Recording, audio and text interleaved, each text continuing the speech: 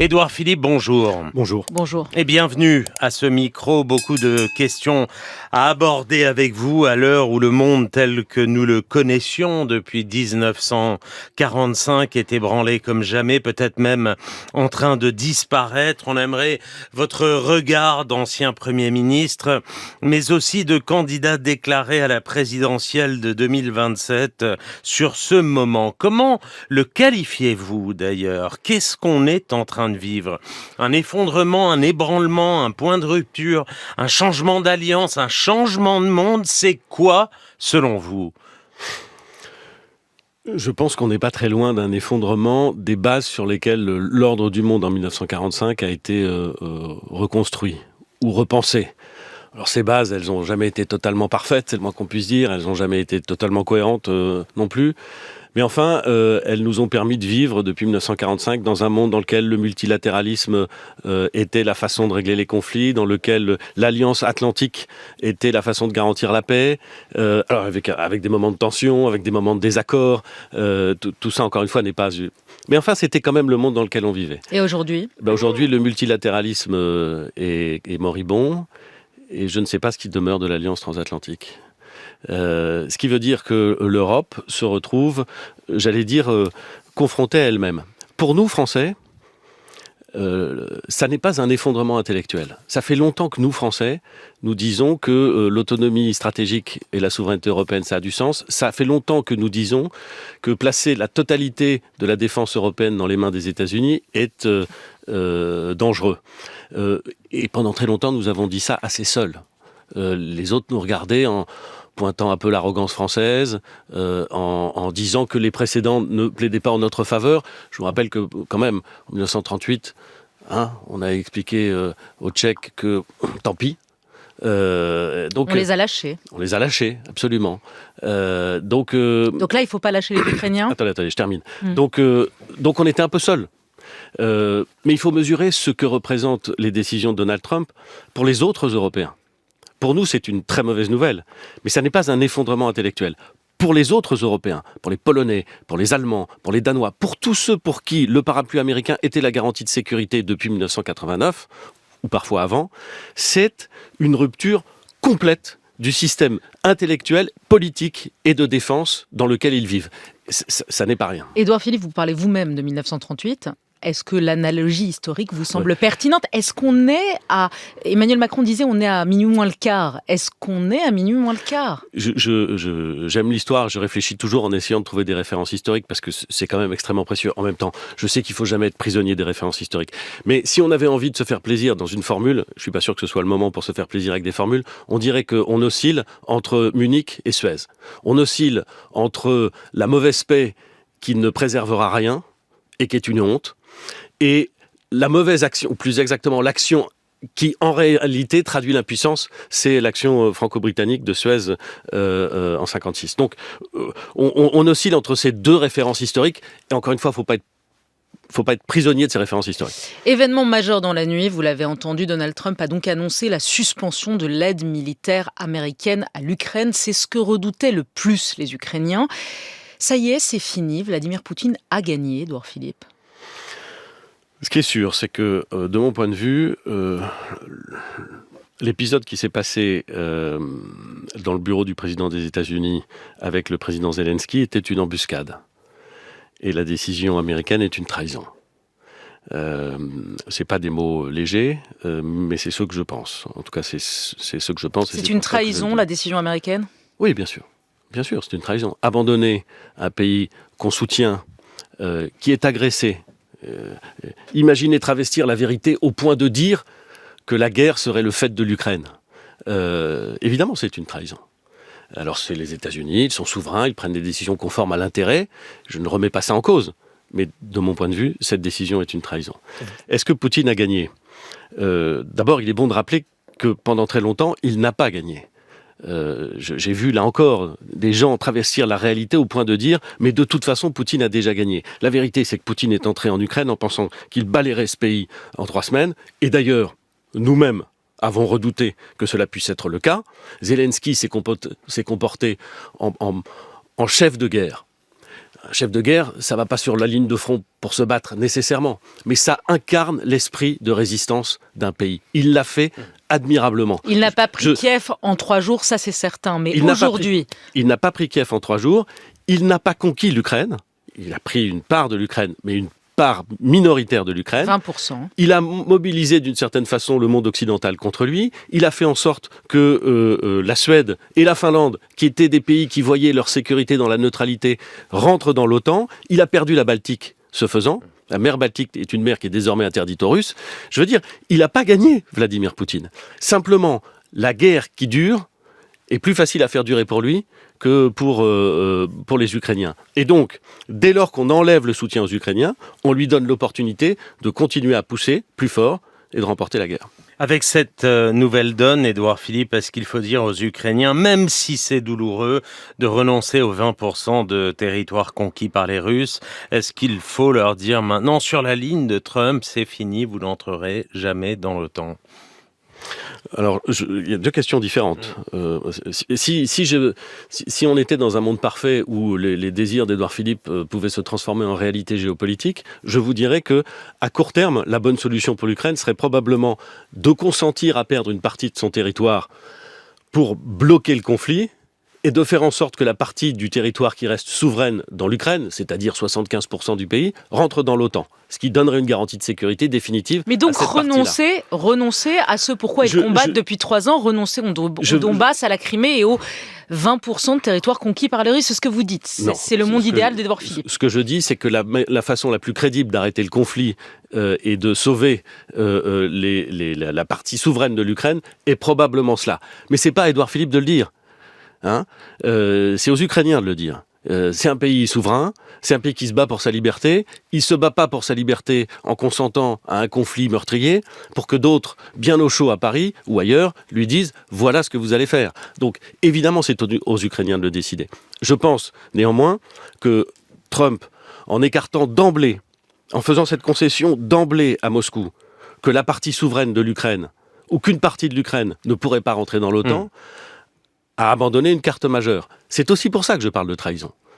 Édouard Philippe, à ce micro, hier, le ministre des Affaires étrangères, Jean-Noël Barrot, était particulièrement alarmiste.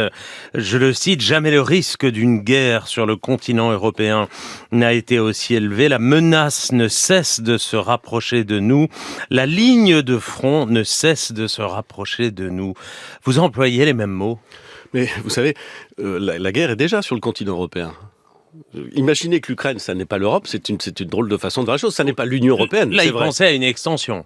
Oui, mais ça n'est pas l'Union européenne, c'est vrai, mais enfin c'est l'Europe. Il pensait que demain, avec ce qui se passe aujourd'hui, avec le feu vert donné à Poutine, demain, il pourrait avoir des velléités d'attaquer un pays de l'Union européenne et de l'OTAN, c'est-à-dire la Lettonie, la Pologne, la Moldavie, vous connaissez. C'est ce que disent un certain nombre de services. Les Allemands, je crois, les Danois également.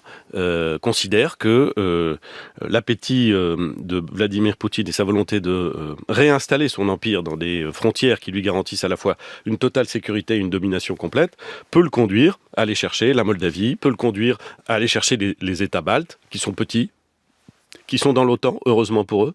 Sinon, à mon avis, il n'existerait plus. Et oui, bien sûr, cette volonté, elle est possible. Et bien sûr, enfin, je veux dire, on a grandi, moi je suis né en 70, on a grandi dans un monde où les guerres coloniales étaient terminées, et où le glacis entre l'Occident et le monde soviétique était tel que les règles de la guerre froide faisaient que finalement, il y avait la dissuasion, les parapluies de chaque côté. Bref, la guerre n'était plus pensable en Europe. Et puis en plus, on avait fait l'Union européenne, ce qui faisait que les pays d'Europe, entre eux, n'avaient plus vocation à se taper dessus. On a vécu, nous, dans l'idée que la guerre existait peut-être au loin, mais elle n'était plus quelque chose de possible en Europe. Je pense qu'il faut d'urgence que nous révisions cette idée qui est devenue une idée fausse. À ceci près, et c'est pas, je le dis pas de gaieté de cœur. Qui a eu la guerre en ex-Yougoslavie également, quand même, sur le sol européen. Oui, mais à l'intérieur de la Yougoslavie. Maintenant, on fait quoi, en fait? Les Européens, ils font quoi? Édouard Philippe, pour être clair, on entend, il faut saisir tout de suite les 300 milliards d'avoirs russes qui sont dans les banques européennes pour les allouer à l'aide ukrainienne. Faut-il envoyer encore plus d'armes maintenant que l'aide américaine est suspendue? Qu'est-ce qu'on fait concrètement? Alors, je pense qu'il y a plusieurs actions à mener qui vont pas s'inscrire dans le même pas de temps, si j'ose dire. Il y a d'abord la question de l'argent. qui doit permettre d'acheter des armes, qui doit permettre d'aider les Ukrainiens. Vous avez au moins 3 actions qu'on peut mener. D'abord, les actifs russes gelés. Il y a beaucoup de gens qui disent ils sont gelés, le produit de ce gel fournit des intérêts qui permettent de financer l'Ukraine. Vous avez des gens, et je fais partie de ceux-là, qui disent il faut désormais passer à une étape supérieure et il faut faire en sorte que ces actifs gelés soient mis totalement à la disposition. Donc il faut prendre les 300 milliards. C'est ce que je pense. On dira c'est un mauvais signal adressé à d'autres investisseurs. On dira ça fera peur aux Saoudiens, aux Chinois. C'est des investisseurs qui pensent qu'on peut impunément aller agresser un État voisin. Franchement, je pense qu'il y a un moment où il faut qu'on soit sérieux. Si on pense que ce qui se joue est grave, il faut qu'on soit sérieux dans nos réponses. La deuxième chose, c'est les crédits européens qui n'ont pas été dépensés. Il y a beaucoup de crédits européens qui n'ont pas été dépensés dans des politiques publiques européennes. Il faut les prendre et il faut les consacrer à l'effort de défense. La troisième chose, c'est vous avez des institutions européennes. Je pense par exemple à la BERD, la Banque européenne de reconstruction et de développement. Franchement, tout le monde a oublié que la BERD existe, mais elle a été créée au début des années 90, assez vite d'ailleurs, pour faire en sorte que les pays d'Europe centrale et orientale puissent réaccéder au marché et puissent s'adapter à des nouvelles conditions. Elle existe. Je pense que les pays d'Europe de l'Est, ils sont adaptés au marché, c'est bon. Et donc, à mon avis, on devrait impérativement réutiliser cet instrument ou un autre pour financer un effort de défense européen. Donc, on peut aller mobiliser des moyens et on peut essayer de les concentrer à des endroits où on en a besoin. C'est la première chose. La deuxième chose, c'est qu'on doit être crédible. Si véritablement les États européens considèrent que l'Alliance Atlantique a du plomb dans l'aile et qu'on ne peut plus compter sur le parapluie américain, alors qu'il faut qu'ils en tirent les conséquences. J'aimerais que quelques États européens tirent des conséquences dans leur programme d'armement. Et achètent des armes européennes. Et donc les Allemands, qu'ils arrêtent d'acheter des armes américaines, pour parler clair. Plutôt que des produits qui sont issus des États-Unis. Je pense qu'il y aurait là quelque chose de solide. Enfin, et troisièmement, et c'est la question la plus délicate, parce que l'argent c'est bien, mais enfin il faut produire, et la production c'est bien, mais enfin on est en train de parler d'une guerre qui se passe sur le territoire ukrainien. Que faut-il faire vis-à-vis des Russes s'agissant de la position des États européens qui veulent défendre leur sécurité? Parler à Poutine? Ma conviction, parler ou non à Poutine, ma conviction, c'est que si nous continuons à dire c'est notre sécurité qui est en jeu et que nous n'en tirons aucune conséquence sur le terrain, Poutine verra, quoi que nous disions, que nous sommes des vieux chats castrés qui ronronnent au feu du bois, qui disent c'est très mal ce qui se passe, mais qui ne sont pas prêts à bouger. Alors quoi ? Je crois donc que le moment est venu de prendre une initiative sur le terrain, en Ukraine. Il faut envoyer des troupes européennes en Ukraine, envoyer des troupes. Ça veut dire quoi ? Mais ça veut dire quoi ? Je vais vous le dire. Envoyer des troupes en soi, ça ne veut rien dire. On envoie des troupes pour obtenir un objectif. Envoyer des troupes, c'est un totem. Qu'est-ce qu'on fait ? Vous dites qu'il faut faire une initiative sur le terrain. Ça veut dire quoi ? On a, me semble-t-il, quelques options. Soit on envoie des troupes pour se battre, c'est-à-dire que nous rentrons en guerre contre la Russie. Je ne le souhaite pas, personne ne le souhaite. Soit nous envoyons des troupes dans l'hypothèse où un cessez-le-feu est plus qu'un cessez-le-feu. Une paix à peu près garantie est signée. Et dans ce cas-là, nous envoyons des troupes en termes de garantie de sécurité. Mais Poutine n'en veut pas. Attendez, Madame Salamé, de deux choses l'une. Soit on demande à Poutine ce qu'il veut et on lui dit oui, oui, soit on considère que notre intérêt, c'est de nous défendre. Moi, je ne me place pas dans l'intérêt de Poutine. Moi, ce qui m'intéresse, c'est l'intérêt de la France. L'intérêt de la France se joue en partie, aujourd'hui, en Ukraine. Donc, au lieu de dire que c'est très dangereux et qu'il faut être sérieux, il faut que nous nous posions la question de savoir jusqu'à où nous sommes prêts à le faire. Est-ce que les Anglais, est-ce que les Allemands, est-ce que les Polonais, qui disent tous qu'une partie de leur sécurité se joue en Ukraine, sont prêts à envoyer des troupes pour garantir la sécurité de l'Ukraine une fois un accord de cessez-le-feu ou un accord de paix trouvé. Vous n'avez pas répondu à Nicolas Demorand. Est-ce qu'il faut parler, Laurent Wauquiez dit maintenant il faut parler à Vladimir Poutine. Est-ce que vous pensez que c'est le moment de renouer les relations diplomatiques avec Vladimir Poutine ? Mais encore une fois, parler ou non à Vladimir... Je fais partie de ceux qui pensent qu'il faut toujours mieux parler aux gens. Donc vous pensez qu'il faut parler à Poutine ? Je ne sais pas s'il faut parler maintenant ou dans 2 semaines. Ce que je sais, c'est que l'idée que simplement parler à Vladimir Poutine va régler la question est absurde. La question, c'est qu'est-ce que nous sommes prêts à faire ? Vladimir Poutine ne comprend, comme Trump d'ailleurs, que le rapport de force. Le rapport de force, ça n'est pas on va aller lui parler. Le rapport de force, c'est qu'est-ce que vous êtes prêt à faire ? Qu'est-ce que vous êtes prêt à faire pour défendre votre sécurité et vos intérêts ? C'est ça le sujet. Édouard Philippe, Emmanuel Macron s'est dit prêt à ouvrir la discussion sur le partage de notre dissuasion nucléaire. Trahison nationale, la dissuasion nucléaire française doit rester... Mais ce débat n'a aucun sens. Alors, attendez, je vous cite juste les propos de Marine Le Pen. Doit rester une dissuasion nucléaire française, on ne doit pas la partager, encore moins la déléguer. Qu'en pensez-vous ? Mais ce débat n'a aucun sens. Et pour quelle raison ? Il est rempli d'une hypocrisie. Rien n'a changé sous le soleil. Depuis 1962, depuis 1964, depuis que le général de Gaulle a d'abord choisi de construire un système de dissuasion nucléaire et a exprimé la doctrine, nous en sommes au même point. La dissuasion nucléaire, c'est un outil français. Conception, mise en œuvre, décision française autonome. Et il faut s'en réjouir parce que cet effort continu depuis le début des années 60 nous garantit un niveau de sécurité auquel nos amis européens n'ont pas accès. Donc évidemment, c'est un sujet national de conception, de production, de mise en œuvre, de décision. Très bien. Mais depuis 1962, depuis le général de Gaulle, nous savons qu'une partie de nos intérêts vitaux se joue en Europe. Nous savons que si demain, l'Allemagne ou le Benelux, c'est pas moi qui le dis, c'est le général de Gaulle, était attaqué, nos intérêts vitaux seraient mis en cause. Donc, la question de savoir où est-ce que s'arrêtent nos intérêts vitaux a toujours été laissée dans une espèce d'ambiguïté, qui est une ambiguïté volontaire, stratégique. Ouais. Parce qu'il ne faut pas que ceux qui voudraient nous attaquer se disent « je peux impunément faire cela », puisque ça n'est pas dans nos intérêts vitaux. Mais pourquoi je dis que ce débat n'a aucun sens ? Parce que Madame Le Pen ou d'autres bondissent sur une idée qui est ancienne, qui est avérée, pour dire il s'agit... En vérité, on dit tous la même chose. C'est une œuvre de souveraineté française, la dissuasion nucléaire, et nos intérêts vitaux ne se réduisent pas à ce qui se passe sur le territoire national, stricto sensu. Mais si demain, Poutine attaque la Pologne, si on pouvait ne pas se perdre dans des choses où on se regarde le nombril en disant mais est-ce que c'est une... On sait ce qu'il en est s'agissant de la dissuasion nucléaire française. Intérêts vitaux qui ne se réduisent pas strictement à l'espace national. Très bien, et décision purement nationale. Si demain Poutine attaque la Pologne, on peut dire aux Polonais, notre bombe nucléaire française vous protège ? La question qui se pose aujourd'hui, et qui va se poser de plus en plus, c'est de savoir, avec les Européens, quel est l'équilibre global de notre sécurité. Qui dépense quoi ? Qui fait quoi ?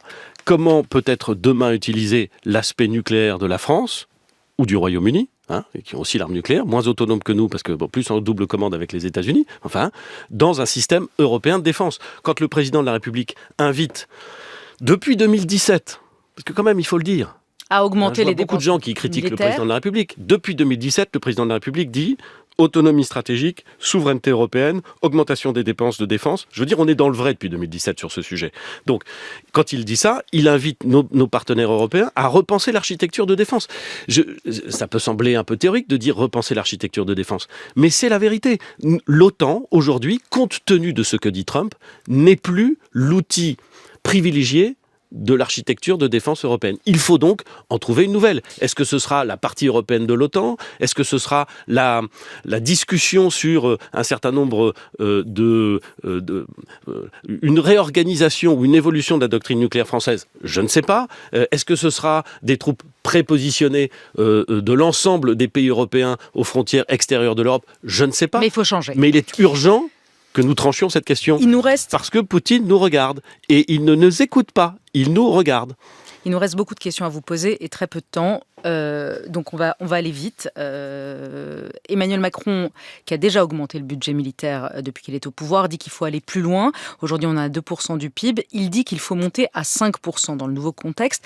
Question simple, aller à 5% de dépenses militaires, est-ce que c'est un sujet que vous pourriez défendre dans votre campagne présidentielle pour 2027 ? Parce qu'il faudra être clair. Est-ce qu'on monte à 5% le budget militaire ? Le monde est dangereux.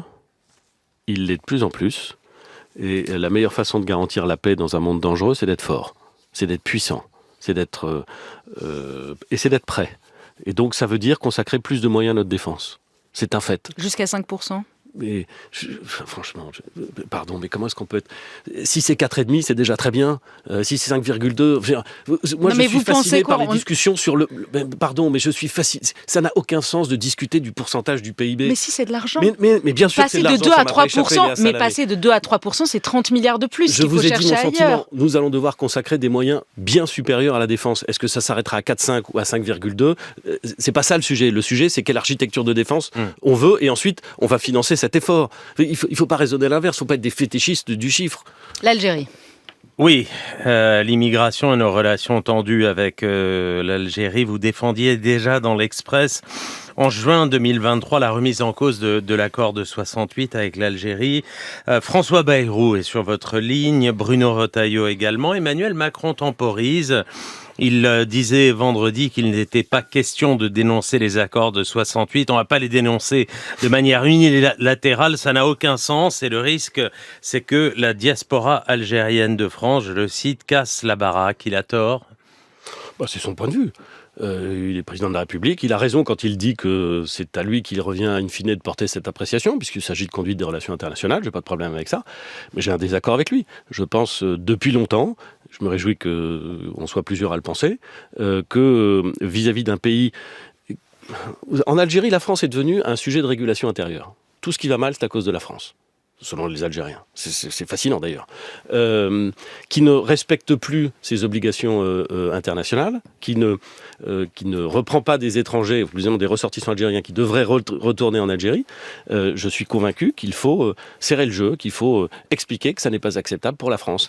Et vous savez, c'est dans un registre très différent, bien entendu, de ce qui se passe en Ukraine. Ça n'a rien à voir, je ne fais pas du tout de comparaison. Je dis juste que si on dit qu'un sujet est sérieux, alors il faut agir sérieusement. On a parfaitement le droit de dire que c'est pas un sujet sérieux et de ne rien changer. Mais si, à partir du moment où on dit, vous savez, c'est un sujet sérieux, alors dans ce cas-là, il faut agir sérieusement. Dénoncer ces accords, même unilatéralement, c'est très, très explicitement expliqué aux Algériens que c'est terminé. Maintenant, ça va bien. Je pense que ce sera beaucoup observé à Alger. Je sais que ça posera des problèmes difficiles. Notamment, et le président de la République a raison de dire que ça posera des problèmes difficiles. Il a raison de parler de la diaspora algérienne. Mais je sais aussi que ça ne sera pas simplement vu à Alger. Et que beaucoup de pays diront « Ah, voilà la France, elle a décidé de serrer le jeu, elle le fait. » Plus dans les faits que dans les discours. Une question rapide, même si ça mériterait un long développement, mais on n'a pas le temps. Vous dites ce que je proposerai dans mon programme bientôt sera massif. D'ailleurs, vous allez proposer quand le programme? C'est pour dans 6 mois, 1 an Ce sera après les municipales. Après les municipales. Dans ce programme, vous assumerez ce que vous avez dit il y a quelques mois, qui a fait beaucoup parler, la retraite à 67 ans. Je parlerai de la retraite, je parlerai du changement profond du système de retraite. Je dirai pourquoi l'évolution démographique française condamne notre système par répartition.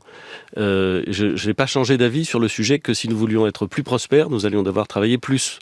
Et je n'ai pas changé d'avis sur le fait qu'un bon système de retraite, c'était un système qui permettait une grande solidarité entre les citoyens, mais qui ne condamnait pas les générations futures à supporter le poids de notre indécision. Donc, oui, je parlerai de ces questions de retraite, de financement de l'économie, et ce que je proposerai sera assez massif. Ce sera assez massif, et donc vous assumerez, pardon de parler de chiffres, mais 67 ans. Je présenterai un nouveau système de retraite. Un nouveau système de retraite, par capitalisation. Je présenterai un nouveau système de retraite en partant du principe que le système actuel ne peut plus tenir à raison de l'évolution de la démographie française. Sur la fin de vie, François Bayrou, 2 textes. Un premier sur le renforcement des soins palliatifs, un second sur l'aide active à mourir. Emmanuel Macron semble n'en vouloir qu'un seul. Et vous, Édouard Philippe ? J'avoue bien humblement que la discussion de savoir s'il faut 2 textes ou un seul m'échappe un peu. Je veux dire, discuter de comment est-ce qu'on organise la fin de vie, comment est-ce qu'on développe les soins palliatifs, comment est-ce qu'on ouvre la possibilité pour certains qui ne sont pas encore couverts par les dispositifs existants de trouver une solution à cette question de la fin de vie. Tout ça est très intéressant et très délicat. Franchement, savoir s'il faut un texte ou 2 textes, je ne vous cache pas, monsieur Demange, que j'ai du mal à me passionner sur ce sujet.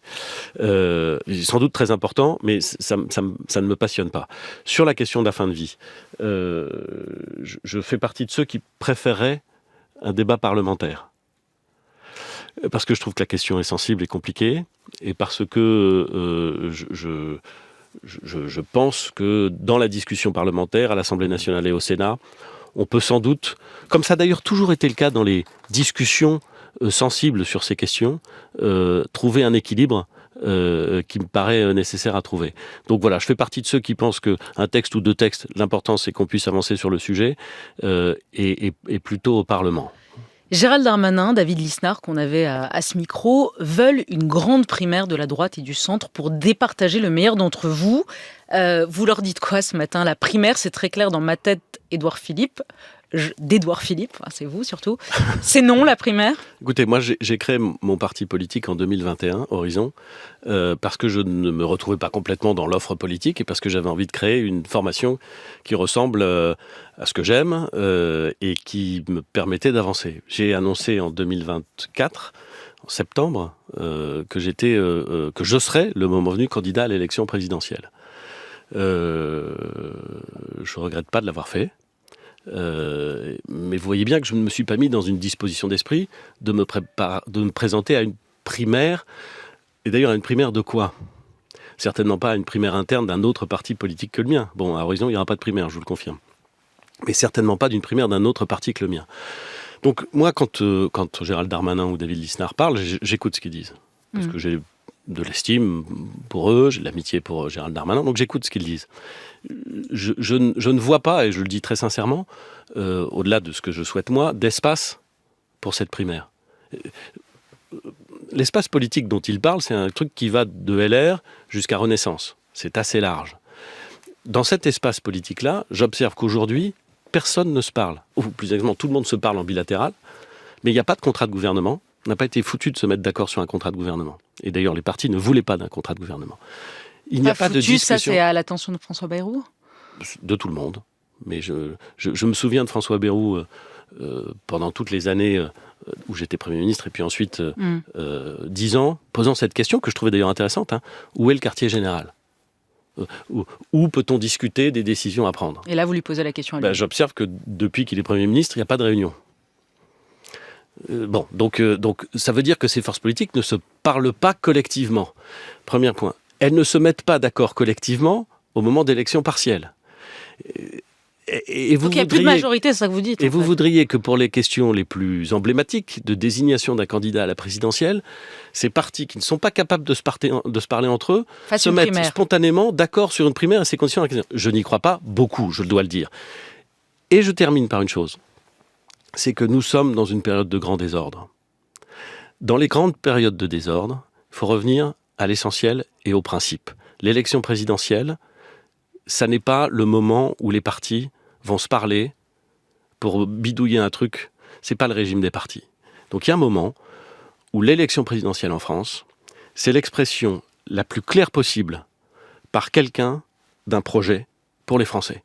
Et c'est les Français qui choisissent. C'est la rencontre d'un homme et d'un peuple à un moment. C'est la phrase du général de Gaulle. Et puisqu'on est sur ça, pardonnez-moi de vous l'apprendre. Annonce de sa famille à LCI ce matin. Jean-Louis Debré est mort à l'âge de 80 ans. On attend la confirmation officielle, mais ça vient de sortir sur l'AFP. Une réaction, évidemment. Jean-Louis Debré, gaulliste s'il en est. Gaulliste, chiracien s'il en est. Aussi. Élu normand, il avait fait une bonne partie de sa carrière politique dans l'Eure. Écoutez, vous me l'apprenez. C'était un personnage truculent, Jean-Louis Debré. 1000 personnes qui l'ont mieux connu que moi viendront dire ses qualités, et certaines personnes parleront peut-être de ses défauts, et j'espère qu'on ne les écoutera pas trop. Mais c'était un personnage truculent et assez unique. Et puis c'est l'héritier d'une grande famille politique. Voilà. Pardon, j'ai pas les mots nécessairement pour répondre de chic à cette triste nouvelle. Une pensée à sa famille. Ouais. Merci. Merci Édouard Philippe d'avoir été au micro d'Inter. Il est 8